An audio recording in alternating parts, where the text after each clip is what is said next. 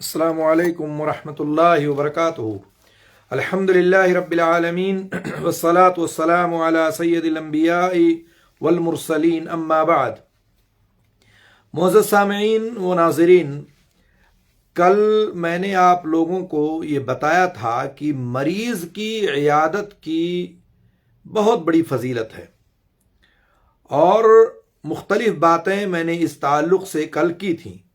आज के इस मुख्तसर से दर्स में ये जान लें कि वो हजरात जो मरीज़ों की इयादत नहीं करते हैं, बीमार पुरसी नहीं करते हैं, उनका अंजाम बहुत बुरा होगा। अल्लाह के सामने वो हाजिर होंगे, अल्लाह रब्बुल आलमीन उनसे सवाल करेगा।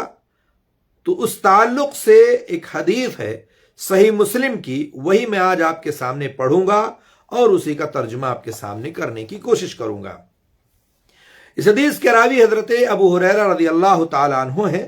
फरमाते हैं कि अल्लाह के रसूल सल्लल्लाहु अलैहि वसल्लम ने इरशाद फरमाया, इन्नल्लाह ताला यक़ूलु यौमल क़ियामा या इब्न आदम मरिस्तु फलम तऊदनी क़ाल या रब्बी कैफ़ा अऊदुका व अंत रब्बुल आलमीन। अल्लाह रब्बुल आलमीन क़यामत के दिन, क़यामत के रोज़ कहेगा कि ऐ इब्ने आदम, मैं बीमार हुआ और तूने मेरी इयादत नहीं की। मैं बीमार था, तू आया नहीं, हाल चाल नहीं पूछा और तूने मेरी इयादत नहीं की। वो कहेगा, ऐ अल्लाह रब्बुल आलमीन, ऐ मेरे रब, मैं तेरी इयादत कैसे कर सकता था, मैं कैसे तेरे पास आ सकता था। तो अल्लाह रब्बुल आलमीन फरमाएगा, क्या तुम्हें इल्म नहीं था, क्या तुम्हें इल्म नहीं था। क़ाला अम्मा अलिमत अन्ना अब्दी मरद फलम तऊदहु अम्मा अलिमत अन्नका लौ उद्तहु लवजदतनी इंदहु। अल्लाह के रसूल सल्लल्लाहु अलैहि वसल्लम फरमाते हैं कि अल्लाह ताला कहेगा, क्या तुम्हें इल्म नहीं था कि मेरा फला बंदा बीमार है, फिर भी तुमने उसकी इयादत नहीं की। अल्लाह रब्बुल आलमीन ये सवाल करेगा क़यामत के दिन उस बंदे से जो बंदा सही सालिम था, सेहतमंद था, तंदुरुस्त था, उसके पड़ोस में, उसके घर में, उसके रिश्तेदारों में, उसके गांव और मोहल्ले में कोई ना कोई बीमार था, लेकिन उसकी इयादत करने नहीं जाता था, उसको देखने नहीं जाता था, उससे हाल चाल लेने नहीं जाता था, उसकी जरूरियातों का ख्याल नहीं रखता था। अल्लाह ताला पूछेगा, सवाल करेगा कि बताओ, मैं बीमार था, तूने मेरी इयादत नहीं की। बंदा कहेगा, अल्लाह ताला, मैं तेरी इयादत कैसे कर सकता था, तू मेरा रब है। अल्लाह ताला कहेगा कि क्या तुझे मालूम नहीं था कि मेरा फला बंदा बीमार है, फिर भी तुमने उसकी इयादत नहीं की, तुम नहीं गए वहां पूछने। ये सवाल होगा उस बंदे से जो बंदा सेहतमंद होगा, जो बंदा तंदुरुस्त होगा। इसलिए कल मैंने आपको बताया था कि जो भाई हमारे सेहतमंद हैं, तंदुरुस्त हैं, उनको चाहिए कि मरीजों की इयादत क्या करें। उनको चाहिए कि जो लोग बीमार हैं उनकी बीमार पुरसी किया करें, चाहे हॉस्पिटल में जाएं, चाहे मुस्तौसफ में जाएं, चाहे डिस्पेंसरी में जाएं, चाहे अपने गांव और मोहल्ले पास पड़ोस में जाएं, चाहे रिश्तेदार अजीज व अकारिब हों, आपके भाई और बहन हों। कैसे कैसे लोग हैं कि जो इतनी करीबी से करीब तर रिश्तेदार होते हैं, फिर भी लोग उनकी इयादत करने नहीं जाते हैं। थोड़ी थोड़ी सी बातों को, अना को लेकर के थोड़ी थोड़ी सी जो है गलत फहमियां पैदा हो जाती हैं, उसको लेकर के जो है इंसान मुंह मोड़े हुए होता है और नहीं जाता है। अल्लाह रब्बुल आलमीन के इस सवाल का जवाब देना पड़ेगा। अल्लाह रब्बुल आलमीन पूछेगा कि तुमने मेरी इयादत क्यों नहीं की। बंदा कहेगा, मैं कैसे करता। तो अल्लाह ताला यही कहेगा, मेरा फला बंदा बीमार था, लेकिन तुमने उसकी इयादत नहीं की। अल्लाह रब्बुल आलमीन इस तरह से सवाल करेगा, वो जवाब देगा। कहा कि फिर किसी और से अल्लाह ताला फिर सवाल करेंगे, फिर पूछेगा, क्या इब्ने आदम, मैंने तुझसे खाना तलब किया था। इसी हदीस में आगे ये बताया गया कि मैंने तुझसे खाना मांगा था, खाना तलब किया था, लेकिन तूने मुझे खाना नहीं खिलाया। अल्लाहु अकबर। अब आप तसव्वुर करें कि जो लोग खाना जिनके पास है और अगर वो किसी को खाना नहीं खिलाते हैं तो इस सवाल का जवाब देने के लिए तैयार रहें। अल्लाह ताला सवाल करेगा कल क़यामत के दिन कि ए इब्ने आदम, मैं भूखा था, तूने मुझे खाना नहीं खिलाया, वो कहेगा ऐ मेरे रब मैं तुझे खाना कैसे खिला सकता था। तो अल्लाह रब्बुल आलमीन फरमाएंगे कि क्या तुम्हें इल्म नहीं है कि मेरा फला बंदा जो था वो मुझसे खाना मांगा, यानी तुझसे खाना मांगा, यानी खाना तलब किया, लेकिन तूने खाना उसको नहीं दिया, नहीं खिलाया तुमने उसको। मालूम यह हुआ कि जिन लोगों के पास खाना है, जिन लोगों के पास दौलत की फरावानी है, जिन लोगों के पास बहुत सारा कुछ है, उनको चाहिए कि ऐसे लोगों को खिलाते रहें जो भूखे हैं, जिनके पास खाने को कुछ नहीं है, उनको चाहिए कि ऐसे लोगों को खिलाएं ताकि कल क़यामत वाले दिन अल्लाह रब्बुल आलमीन के सवाल से बच सकें। अल्लाह ताला जिससे सवाल कर लेगा, यकीन मानिए वो मंजर कैसा होगा आप तसव्वुर कर सकते हैं।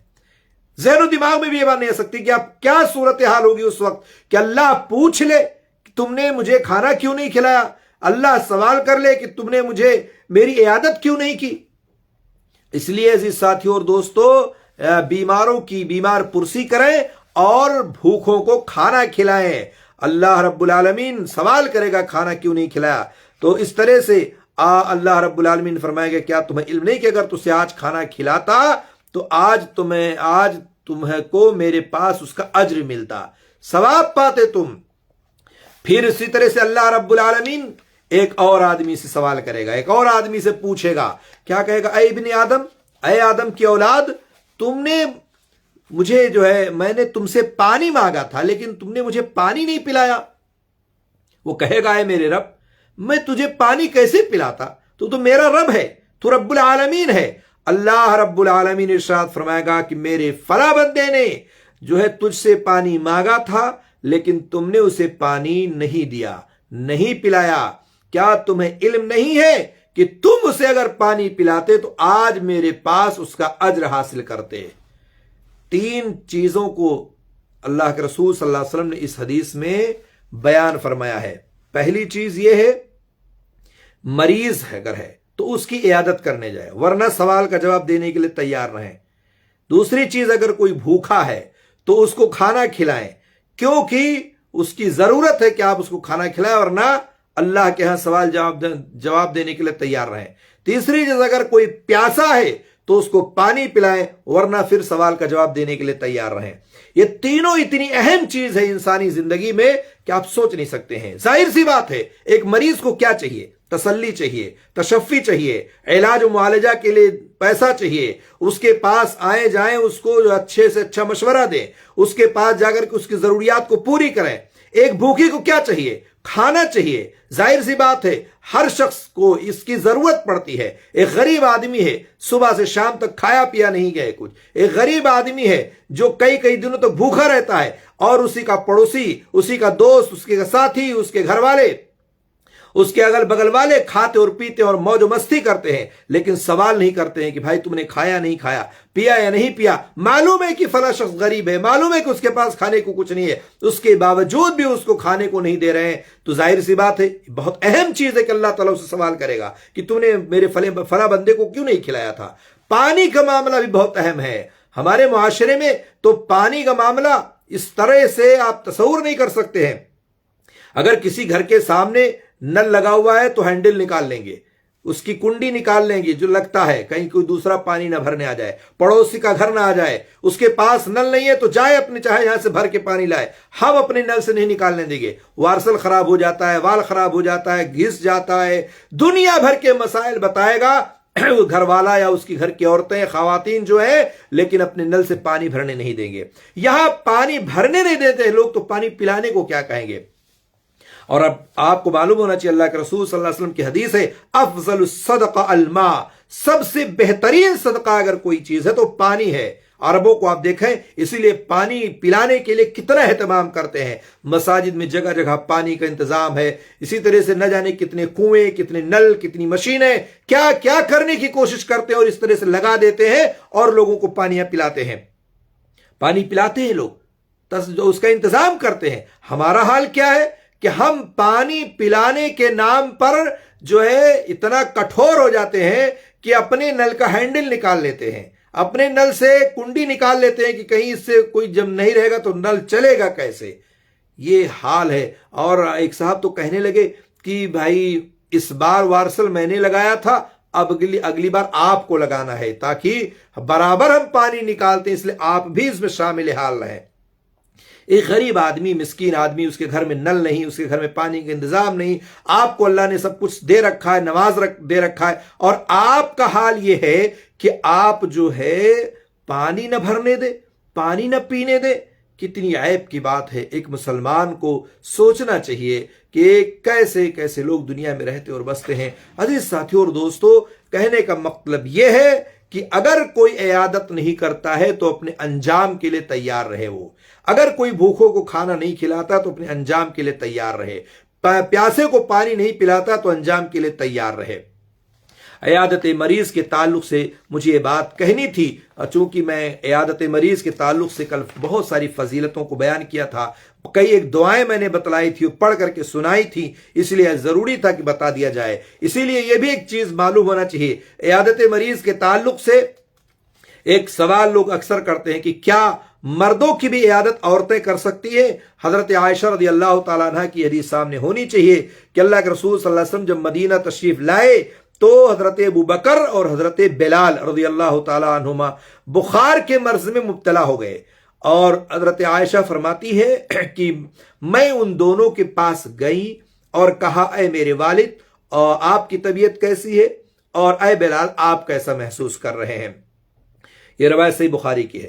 تو خواتین بھی مردوں کے پاس جا کر کے حال چال پوچھ سکتی ہیں، ان کی عیادت کر سکتی ہیں، اس میں کوئی حرج کی بات نہیں ہے۔ البتہ جو پردے وغیرہ کا اہتمام، ان تمام چیزوں کا خیال رکھیں، شرعی نقطہ نظر سے جو چیزیں ان پر لاگو ہوتی ہیں اس کا خیال رکھتے ہوئے کسی بھی مرد کی عیادت کر سکتی ہیں۔ اسی طرح سے مشرک کی عیادت بھی کر سکتے ہیں آپ، مشرک کی عبادت کرنا جائز ہے۔ اللہ کے رسول صلی اللہ علیہ وسلم کے عمل سے یہ چیز ثابت ہے۔ حضرت انس رضی اللہ تعالیٰ عنہ کی حدیث ہے، فرماتے ہیں کہ ایک غلام تھا، یہودی غلام، نبی کریم صلی اللہ علیہ وسلم کی خدمت کیا کرتا تھا، اور وہ بیمار ہو گیا۔ آپ صلی اللہ علیہ وسلم اس کی عیادت کے لیے اس کے گھر تشریف لے گئے، اور گئے آپ وہاں تو آپ نے اس سے کہا کہ اسلام قبول کر لو۔ وہ اسلام قبول کر لیا اس نے، اور وہ مسلمان ہو گیا۔ اس طرح سے کوئی اگر مشرک ہے، کوئی یہودی ہے، کوئی کافر ہے، اس کے گھر اگر آپ جاتے ہیں اور آپ کی نیت یہ کہ ہم اس کو اسلام پیش کریں گے، اس کو دعوت دیں گے، اس کو بتائیں گے، اس طرح سے جو ہے اسلام قبول کر لو، تو اس طرح سے آپ اس نیت سے جائیں اور اس کے بعد اس کے اوپر اسلام پیش کریں، اور اس طرح سے اللہ کے رسول صلی اللہ علیہ وسلم سے جواز کا ثبوت ملتا ہے کہ آپ وہاں جا سکتے ہیں۔ آپ دیکھیں اللہ کے رسول صلی اللہ علیہ وسلم جو حضرت سعید بن مسیب کہتے ہیں کہ لما حضر ابو طالب جاء النبی صلی اللہ علیہ وسلم، جب نبی کریم صلی اللہ علیہ وسلم کے چچا ابو طالب کے وفات وقت آیا تو اللہ کے رسول صلی اللہ علیہ وسلم آپ کے پاس تشریف لے گئے۔ وہاں یہودی غلام کے پاس آپ لے گئے تھے، اس بچے کے پاس، یہاں آپ کے چچا بھی اسلام نہیں لائے ہیں، وہاں بھی جو ہے اللہ کے رسول صلی اللہ علیہ وسلم تشریف لے گئے، اور وہاں بھی آپ نے دعوت دی ان کو اسلام کی۔ تو اس طرح سے مسلمان کسی کافر کی عیادت کرے تو اس میں کوئی حرج کی بات نہیں ہے، کر سکتا ہے۔ عزیز ساتھی اور دوستو، ہمیں چاہیے کہ ہم عیادت ضرور کریں۔ کل میں نے بڑی تفصیل سے یہ بات بتائی تھی، اس لیے کہ عیادت نہ کرنے والوں کا انجام بہت برا ہوگا۔ اس لیے ضروری ہے کہ اگر آپ کے گھر میں، آپ کے رشتہ داروں میں، آپ کے دوست اور احباب میں، آپ کے محلے اور پڑوس میں جس کو آپ جانتے ہیں، نہیں جانتے ہیں، پتہ چل جاتا ہے کہ بیمار ہے، تو آپ ضرور اس کی عیادت کرنے جائیں۔ اور میں کہتا ہوں کہ یہی ایک حدیث اگر سامنے رکھ دیا جائے کہ اگر اللہ کے رسول صلی اللہ علیہ وسلم نے فرمایا تھا کہ اگر شام کو آپ عیادت کرتے ہیں کسی کی جا کر کے، تو صبح تک 70,000 فرشتے آپ کے لیے دعائیں مغفرت کرتے ہیں، رحمت کی دعا کرتے ہیں۔ صبح اگر آپ کسی کی عیادت کر لیتے ہیں خالص دل سے، نیت آپ کی صاف ہے، اس میں ریاکاری و دکھلاوا شامل نہیں ہے، تو شام تک 70,000 فرشتے آپ کے لیے دعائیں مغفرت اور رحمت کی دعا کرتے ہیں۔ عزیز ساتھیو، یہ بہت بڑی بات ہے۔ آپ سوچ لیں، صرف اتنا کافی ہے کہ 70,000 فرشتے ہمارے لیے دعا کر رہے ہیں۔ کتنی بڑی نعمت ہے، رحمت ہے اللہ تعالیٰ کی ایسے بندوں پر جو لوگ اللہ تعالیٰ کی اس حدیث، اللہ کے رسول کی اس حدیث پر عمل کرتے ہیں۔ اور اس کے علاوہ بہت ساری فضائل ہیں۔ اللہ تعالیٰ سے دعا ہے اللہ تعالیٰ ہم لوگوں کو عیادت مریض کی جو فضیلت ہے اس کو اپنانے کی ہمیں توفیق عطا فرمائے. ہم مریضوں کے حق میں دعا کریں، اور اسی طرح سے اگر کافر و مشرک ہے تو اس کے پاس جا کر کے اس کے لیے جو ہے ہدایت کی دعا کریں، اور اسی طرح سے اس کو اسلام کی دعوت بھی دیں، کفر و شرک سے اس کو بچانے کی بھی کوشش کریں. اللہ تعالی ہم سب کو کہنے اور سننے سے زیادہ عمل کرنے کی توفیق عطا فرمائے. آمین یا رب العالمین. والسلام علیکم ورحمۃ اللہ وبرکاتہ.